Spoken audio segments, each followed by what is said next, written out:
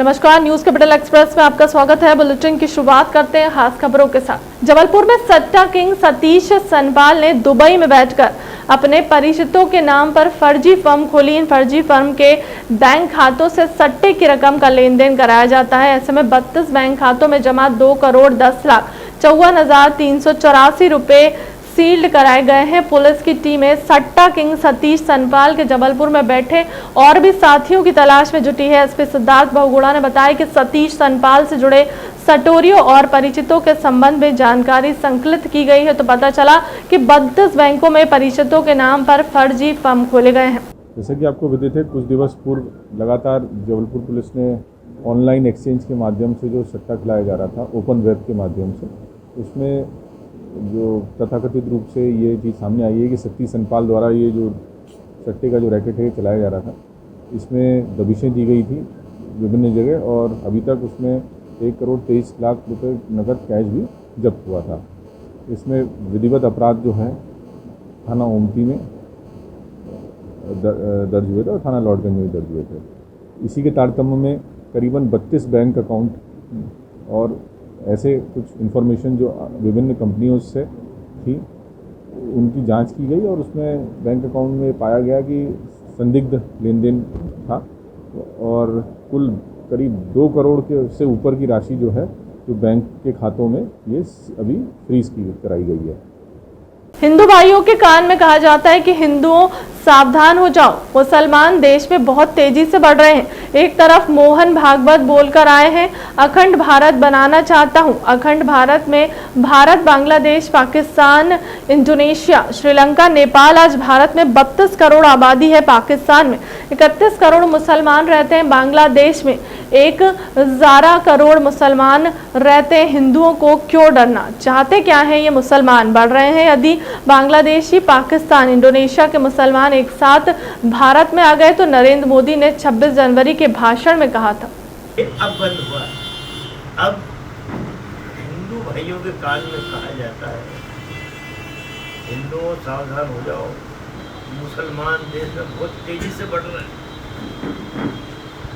ये आप देख लेना, आप लोग घूमते आपकी बात ये नजर आए। एक तरफ श्रीमान मोहन भागवत जी चित्रकूट में भी बोल के आए हैं, अखंड भारत बनाना चाहता हूँ। अखंड भारत में भारत, पाकिस्तान, बांग्लादेश, इंडोनेशिया, श्रीलंका और नेपाल। आज भारत में 32 करोड़ मुसलमान रहते हैं। पाकिस्तान में 21 करोड़ मुसलमान रहते हैं। बांग्लादेश में 11 करोड़ मुसलमान रहते हैं। इंडोनेशिया पर उन्हें कोई देश, यदि अखंड भारत बनाना है तो हिंदुओं को क्यों डरा रहे कि मुसलमान बहुत बढ़ रहा है? यदि बांग्लादेश, पाकिस्तान, इंडोनेशिया के मुसलमान इस अखंड भारत में आ गए, मोहन भागवत जी, मोदी जी, आपको कहाँ खड़े रहने की जगह मिलेगी? एक और सुनने की बात, इन्होंने 26 जनवरी के भाषण में नरेंद्र मोदी ने कहा था, आप यूट्यूब पे निकाल लेना, सारी बात करते हुए आखिरी में इन्होंने कहा था कि मेरे सीने का दर्द है। 1947 में जब भारत आज़ाद हुआ तो इस देश के 2 टुकड़े किए उसके दोषी हैं पंडित जवाहरलाल नेहरू और जिन्ना। ये आखिरी भाषण यूट्यूब पे निकाल लेना, आखिरी तेरा था उसका। ये तो धन्यवाद के देश की नेहरू और जिन्ना ने अकल से 2 टुकड़े किए देश के कि मुसलमान भाई, यदि आपको पाकिस्तान में जाना है आप मेहरबानी करके चले जाए। हिंदू भाई, यदि आपको हिंदुस्तान में रहना तो आप हिंदुस्तान में रहे। ये अकल का काम करो। दोष दे रहे हैं कि जिन्ना और नेहरू, और एक तरफ उनका काका बोल रहा है कि अखंड भारत बनाना। इसका जवाब देता हूँ आपको। क्या स्वतंत्रता के संग्राम में इनकी हिस्सेदारी थी या नहीं थी, ये मुझे पत्रकार भाई बता दें। क्या जिन्ना की हिस्सेदारी, क्या स्वतंत्रता संग्राम सेनानी थे कि नहीं थे? ये देश तोड़ने में नहीं। देखिए, आप पहले एक पॉइंट पे आ जाए ना, आप उसी पॉइंट पे आके देश तोड़ा, उसने तो भला किया। अरे भला किया उसने तो।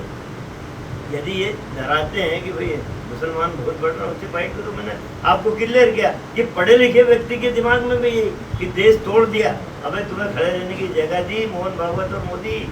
यदि ये सारे के सारे यहाँ होते तो तुम पता नहीं कहाँ होते।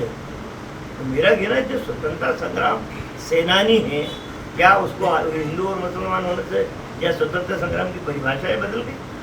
यही तो सिखा रही है आरएसएस और बीजेपी। वही तो कह रहा हिंदू मुसलमान खिला रही है, मंदिर मस्जिद खिला रही है। कहाँ है विकास? जो हमने विकास किया बेच रहे हो तुम तो।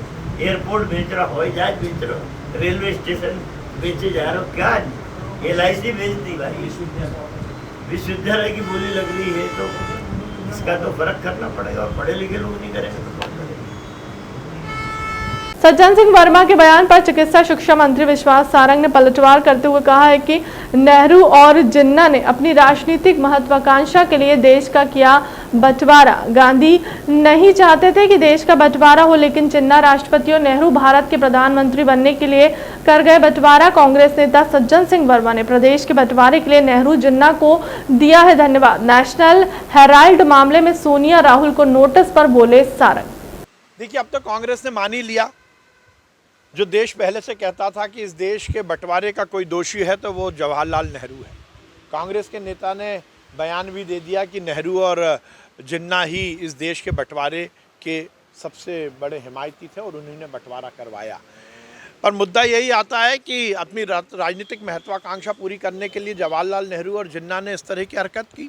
एक पाकिस्तान का राष्ट्रपति बनना चाहता था, एक हिंदुस्तान का प्रधानमंत्री बनना चाहता था, और इसीलिए तो इस देश के टुकड़े उन्होंने के लिए बंटवारे किया। गांधी जी तो बंटवारे के खिलाफ थे। उन्होंने कहा था कि पहले मेरे शरीर के टुकड़े होंगे, उसके बाद हिंदुस्तान के टुकड़े होंगे। वो तो अखंड भारत की परिकल्पना के साथ इस देश को आज़ाद करवाना चाहते थे। और केवल यही नहीं, बंटवारे के समय जो ट्रेनें भर भर के लाशों की हिंदुस्तान आए, नरसंहार हुआ, उसके दोषी भी जवाहरलाल नेहरू हैं। उन्होंने अपनी राजनीतिक महत्वाकांक्षा पूरी करने के लिए इस तरह की हरकत की, और कांग्रेस के नेता का ये बयान इसकी पुष्टि करता है। और जिस प्रकार से बयान आने के बाद भी सोनिया गांधी, राहुल गांधी की तरफ से या कांग्रेस की तरफ से कोई अधिकृत खंडन नहीं आया, इसका मतलब ये बयान कांग्रेस का अधिकृत बयान है। ये सिद्ध हो गया कि इस देश के बंटवारे का कोई दोषी था तो वो Jawaharlal Nehru. Sir, national Herald को कि सोनिया और राहुल को नोटिस गया है? देखिए, हम तो पहले से कहते आए, नेहरू परिवार ने इस देश में भ्रष्टाचार की शुरुआत की है। जवाहरलाल नेहरू के समय फिरोज़ गांधी ने ही भ्रष्टाचार का सबसे पहले मुद्दा उठाया था, जीप घोटाले का। और उसके बाद चाहे इंदिरा जी रही हों, चाहे राजीव गांधी रहे हों, बोफोर्स का मामला हो, या मनमोहन सिंह की रिमोट वाली सोनिया की सरकार हो, हर जगह केवल भ्रष्टाचार हुआ। चाहे राजीव गांधी फाउंडेशन का मामला हो, चाहे नेशनल हेराल्ड का मामला हो। अपनी ऐशो आराम के लिए नेहरू परिवार ने हर समय इस देश में भ्रष्टाचार किया है, और नेशनल हेराल्ड वाले मामले में तो ये बात सिद्ध हो चुकी है। भाजपा के संस्थापक सदस्य स्वर्गीय कैलाश सारंग की जयंती पर नरेला विधानसभा में मातृ पितृ भक्ति दिवस। अपने पिता की जयंती पर मंत्री विश्वास कैलाश सारंग ने किया बुजुर्ग का सम्मान। मंत्री सारंग ने राहगीरों में बांटा शरबत। स्वर्गीय कैलाश सारंग की जयंती को हम मातृ पितृ भक्ति दिवस के रूप में मनाएंगे। मंत्री सारंग ने कहा कि नरेला विधानसभा के विभिन्न वार्डों में हो रहे वरिष्ठ जनों का सम्मान, शरबत वितरण, सुंदरकांड के कार्यक्रम, आंगनबाड़ी, वृद्धाश्रम और अस्पतालों में भी फलों का किया गया वितरण। स्वर्गीय कैलाश सारंग जी की जयंती के अवसर पर हमने निश्चित किया है कि हम इस दिवस को मातृ पितृ भक्ति दिवस के रूप में मनाएंगे। और इसीलिए आज नरेला विधानसभा के विभिन्न वार्डों में हमने हमारे आशीर्वाद दाता बुजुर्गों का सम्मान किया, उनसे आशीर्वाद लिया, और ये संकल्प लिया कि हम सभी बुजुर्गों का सम्मान करते हुए उनका आशीर्वाद प्राप्त करेंगे। आज विभिन्न क्षेत्रों में शरबत का वितरण हुआ, पूजा पाठ के कार्यक्रम हो रहे हैं, सुंदरकांड के कार्यक्रम हो रहे हैं, आंगनबाड़ियों में बच्चों को सामग्री वितरित हो रही है, अनाथाश्रम, वृद्धाश्रम, अस्पतालों में भी फलों का वितरण हो रहा है। ये सुनिश्चित हम सबको करना है कि हमारी जो वो पीढ़ी जिसने हमें गढ़ा है, उस पीढ़ी का पूरा सम्मान हो। यही हमारे संस्कार हैं, और इसी संस्कार को और बलवित करने के लिए नरेला विधानसभा में हमने नई परंपरा शुरू की है। मातृ पितृ भक्ति दिवस के रूप में हम ये मना रहे हैं, और इस बात का संकल्प ले रहे हैं कि इस पीढ़ी को ज़िंदगी में कोई भी कष्ट ना हो, उसकी पूरी चिंता हम करेंगे और उनके आगे के जीवन को और सुव्यवस्थित बनाने के लिए हम काम करेंगे। कांग्रेस 2024 के विधानसभा चुनाव की तैयारी में किसी प्रकार की कोर नहीं छोड़ी जा रही है। कांग्रेस ने राज्यसभा सांसद दिग्विजय सिंह के नेतृत्व में 130 किलोमीटर की विजय पथ यात्रा निकालने जा रही है, जो सभी एक विधानसभा से होकर गुजरेंगी, जिसको लेकर कांग्रेस पीसीसी चीफ कमलनाथ ने सहमति दे दी है, जिसका लाभ आगामी विधानसभा चुनाव में कांग्रेस को मिलेगा। जिस प्रकार पूर्व में दिग्विजय सिंह ने 2018 में नर्मदा परिक्रमा की थी, जिसका कहीं ना कहीं कांग्रेस को लाभ मिला था। मिशन 2023 कांग्रेस के सारे लीडरों का लक्ष्य है। माननीय दिग्विजय सिंह जी के सहित वे तमाम नेता सड़कों पर भारतीय जनता पार्टी के खिलाफ कार्यकर्ताओं की फौज को लेकर संघर्ष करते हुए न केवल आपको दिखाई देंगे, बल्कि निरंतर विजय पथ की ओर अग्रसर भी होते जाएंगे। सर, क्या बड़ी चुनौतियां रहेंगी 2023 को लेकर? देखिए, हर इलेक्शन को चुनौती मान के ही लड़ना चाहिए। चुनौती भारतीय जनता पार्टी को है। वो चुनौती है महंगाई की, वो चुनौती है बेरोज़गारी की, वो चुनौती है कानून व्यवस्था की, वो चुनौती है महिलाओं और बच्चों पर हो रहे अत्याचार की, वो चुनौती है बेरोज़गारी की, वो चुनौती है पेट्रोल डीजल और रसोई गैस के दामों की। अब इनसे भारतीय जनता पार्टी कैसे निपटेगी देखते हैं। हम तो जनता के बदौलत दावे के साथ कह रहे हैं कि भारतीय जनता पार्टी हमारे मिशन 2023 के आगे धराशायी होगी। इससे 2018 के चुनाव में मिला था। आपको लगता है कि जिस तरह से दिग्विजय सिंह जी ने अपना जो विजय प्लान बनाया है, इसका फ़ायदा भी मिलेगा सर? दिग्विजय सिंह जी का विजय प्लान कांग्रेस पार्टी का विजय प्लान है और निश्चित तौर पर नर्मदा यात्रा जो 3300 किलोमीटर की माननीय दिग्विजय सिंह जी ने की थी, उसका फ़ायदा हमें राजनीतिक तौर पर मिला था। और अब भी दिग्विजय सिंह जी सहित सारे कांग्रेस के नेता अब जब सड़कों पर निकलेंगे तो हमारी विजय यात्रा को ही मजबूत करेंगे। महाराणा प्रताप की जयंती पर विशेष आयोजन, दिग्विजय सिंह ने उनके जीवन पर प्रकाश डाला। कहा उनका त्याग और परिश्रम एक मिसाल है। वहीं सोनिया गांधी परिवार पर किए गए जेपी नड्डा के बयान पर कहा कि उनके बयान की निंदा करते हैं अमित शाह। क्या है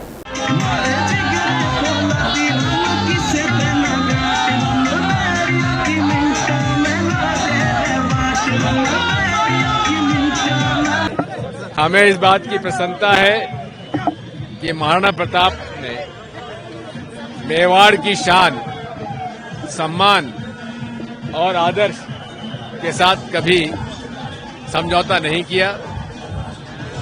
आदिवासियों के साथ बैठकर घास की रोटी खाना स्वीकार किया, लेकिन समझौता नहीं किया। एक तरफ बादशाह अकबर की तरफ से राजा मान सिंह लड़ रहे थे और महाराणा प्रताप जी की तरफ से हाकिम खां सूरी लड़ रहे थे। ये था हिंदू मुसलमान एकता का प्रतीक। भोपाल में थे, जिस तरीके से कार्रवाई हो रही है गांधी परिवार पर, उसको लेकर जब सवाल किया गया तो उनका कहना, उन्होंने तुलना गांधी परिवार की चोर से की, चोर की गाड़ी में। मैं उनकी निंदा करता हूं। अगर वो चोर है तो अमित शाह क्या है? मैं उनकी निंदा करता हूं इस बात की। आने वाले पार्षद चुनाव को देखते हुए वार्ड क्रमांक 41 के भावी पार्षद प्रत्याशी रेहान सिद्दीकी ने मीडिया से चर्चा करते हुए बताया कि हमारे वार्ड में नल जल रोड की काफी समस्याएं थी, जिसको लेकर हमने काफी समय भी किए हैं और इसी मुद्दे को लेकर हम आने वाले चुनाव में बीजेपी की तरफ से पार्षद पद की दावेदारी करूंगा। लेकिन उनके ऊपर कांग्रेस के संभावित प्रत्याशी के द्वारा गंभीर आरोप लगाए गए हैं। नरेला विधानसभा में विकास नहीं, विनाश हुआ है। लोग परेशान हैं, न रोड है, न पानी है और न ही बिजली है। जल्द से जल्द चालू हो जाएगा, लेकिन ये जब से नाला नहीं बना था तो अंत्योदय नगर, सोनिया गांधी कॉलोनी, बिस्मिल्ला कॉलोनी और मयूर विहार कॉलोनी, इन कॉलोनियों के अंदर पानी बेशुमार भर जाता है। क्या अनुमान आप लगा सकते पानी घुस जाता है? अनुमान आप लगा सकते हैं कि कितने दिन में यह निर्माण कार्य पूरा हो जाएगा? अगर रेगुलर काम करेंगे तो जहाँ तक की उम्मीद है 15 दिन में क्रॉस कर जाएंगे, क्योंकि अब अलंगे वाली दीवार तो है नहीं, पूरी सीमेंटेड उठेंगे, जल्दी काम करवा दें बारिश से पहले, सबका समाधान हो जाएगा। और हम शुक्रिया अदा करते हैं विश्वास सारंग जी का और डॉक्टर रिहान का कि उन्होंने हमारा ये नाले की दीवार की सुनी और काम चालू करा दिया। एक रोड भी बनाया मस्जिद के सामने वाला और पूरे वार्ड के अंदर काम हो रहा है। उनकी पूर्व में मेरी पत्नी यहाँ पे पार्षद नहीं है भारतीय जनता पार्टी से। क्या क्या मुख्य मुद्दाएं हैं आप जिसको लेकर आप चुनाव लड़ रहे हैं? आप एक भावी उम्मीदवार हैं, बीजेपी से कैंडिडेट हैं, आपको पार्टी चुनाव मतलब पार्टी द्वारा आपको टिकट दिया जा रहा है, तो आप क्या क्या मुख्य मांग लेकर गरीबों की क्या समस्या लेकर आप मतलब फील्ड पे उतर रहे हैं चुनाव के लिए? देखिए, समस्या में काम शुरू करना नहीं, हम पिछले 14 साल से जब से हम यहाँ पर माननीय मोदी जी के नेतृत्व में काम कर रहे हैं, लगातार क्षेत्र में विकास के यहाँ पे काम कर रहे हैं और पूरा इस बार क्षेत्र में जो भी आज डेवलपमेंट आप देख सकते हैं, चाहे सोनिया गांधी कॉलोनी का मेन रोड हो, चाहे सोनिया गांधी कॉलोनी का नाला हो, चाहे बाग फलकस्ता के सामने का पूरा मेन रोड हो, ऐशबाग स्टेडियम के पूरे आसपास का जो सर्कल है, जहाँ जहाँ पर काम हुआ है ऐशबाग में माननीय मंत्री सारंग जी के आने के बाद ही क्षेत्र में डेवलपमेंट हुआ है। इससे पहले यहाँ पर क्षेत्र में कोई डेवलपमेंट नहीं है। पार्षद रहे 30 साल से लगातार यहाँ कांग्रेस के पार्षद रहे हैं। उन्होंने डेवलपमेंट के नाम पे उन्होंने कुछ पब्लिक को ठगा है, वोट बैंक के लिए पास करने आते थे और अपना वोट लेके चले जाते थे। फाइलों में काम होता था मगर जमीन पे कभी उन्होंने काम नहीं किया। कांग्रेस पार्टी द्वारा कई बार आरोप लगाए जा रहे हैं कि यहाँ कानपुर वार्ड में रोड नालियाँ चौक हुई हैं, रोड खराब पड़ी, उसके बारे में आप क्या कहना चाहते हैं? देखिए, आरोप उनका लगाना सिरे से हम नकारते हैं क्योंकि उन्होंने कुछ करा ही नहीं। और आज पूरा वार्ड आप देखेंगे, आप अभी जहाँ से आ रहे हैं आप खुद देखिए रोड वहाँ पर चकाचक रोड है, जहाँ 1 करोड़ के रोड बने हुए हैं। जो आरोप लगा रहे हैं उसकी कांग्रेस का 1.5 साल नहीं, 1.5 साल में 1.5 मीटर का रोड बन गया, नहीं बनवाई, उसमें हम लोग ले रहे हैं। बल्कि हमारे जो क्षेत्र में जो डेवलपमेंट थे, अभी जो हमने डेवलपमेंट दोबारा शुरू करवाया है, वो डेवलपमेंट से शिकायत करके उन्होंने काम रुकवाया। तो उसका रुकवाने का रीज़न ये था कि उसके विधानसभा के बाद फ़ौरन पार्षद चुनाव होना था। करीब हमने 4.5 करोड़ रुपये के काम स्वीकृत कराए थे। उन्होंने ये सोचा कि पार्षद चुनाव आएंगे तो वो हम इसका शेयर लेंगे, तो हमारे कामों को उन्होंने रुकवाया, उनकी सरकार की। मगर फिर उनके काम रुकवाने के बावजूद हमने ये संघर्ष कराया। उसके बाद काम दोबारा क्षेत्र में दोबारा शुरू हुए हैं। जैसे भी हम जो अभी करीबन 2.5 करोड़ रुपये काम हमारे यहाँ पिछले 4 दिन में शुरू हो चुके हैं। आने वाले चुनाव में मुख्य मुद्दे क्या रहेंगे आप जनता के लिए?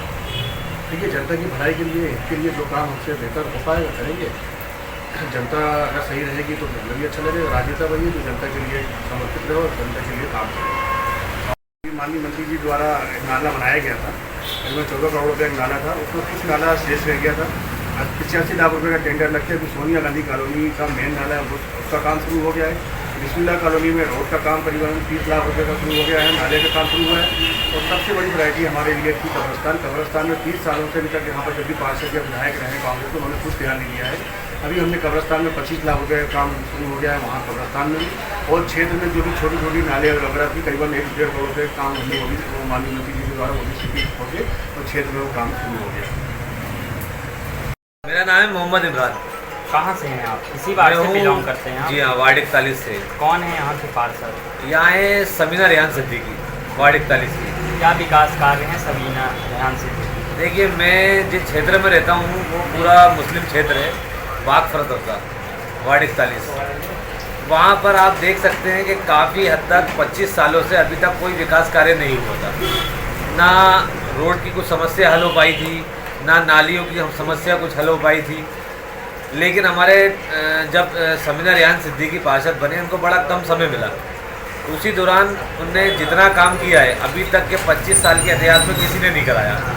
वहाँ पर आप जाके देख सकते हैं कि रोड किस तरीके से बना हुआ है, नालियाँ किस तरीके से बनी हुई हैं।